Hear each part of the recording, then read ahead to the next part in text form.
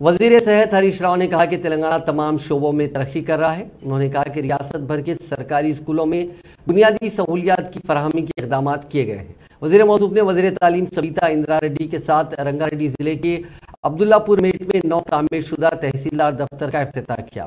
इस मौके पर मुनक़दा तकरीब से खिताब करते हुए उन्होंने कहा कि मरकजी हुकूमत की तरफ से दिए गए तमाम अवार्ड्स में तेलंगाना को सबसे ज्यादा अवार्ड्स मिले। उन्होंने कहा कि हुकूमत हर जिले में एक मेडिकल कॉलेज कायम कर रही है। उन्होंने ऐलान किया कि इब्राहिमपट्टनम अस्पताल को 100 बिस्तरों तक अपग्रेड किया जाएगा। महेश्वरम और इब्राहिमपट्टनम के हलकों के लिए एक मेडिकल कॉलेज कायम किया जाएगा। उन्होंने कहा कि रियासत भर के गुरुकुल स्कूलों में 7,50,000 बच्चे पढ़ रहे हैं।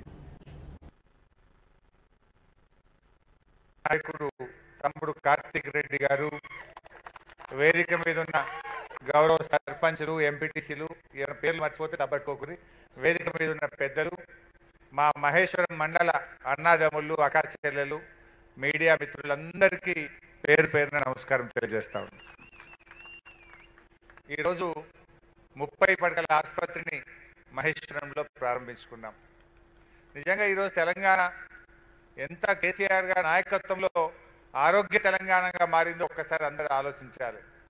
నాడు సర్కార్ దవాఖానాలకు పోతే ఎర్రగోలి కూడా దొరకకపోవు, అన్ని మందులు బయటకే రాసిత్తురు. పత నీళ్లు ఎర్రగోలి అనే మాటలు ఉండేవి. కరోనా వస్తే ఆగమాగం. తెలంగాణ వచ్చినాడు మన రాష్ట్రంలో 17,000 పడకలు ఉంటే ఈరోజు 50,000 పడకలు ప్రభుత్వ ఆసుపత్రుల్లో ఉన్నాయి.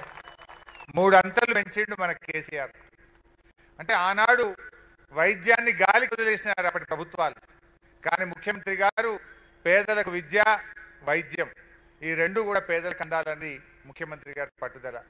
అదృష్టం ఏంటంటే విద్య సబితకు ఉంది, వైద్యం నేనున్నా. సబితక్క నేతృత్వంలో విద్యారంగాన్ని బలోపేతం చేయడానికి పెద్ద ఎత్తున రెసిడెన్షియల్ స్కూల్ పెట్టడం, మన ఊరు మనబడి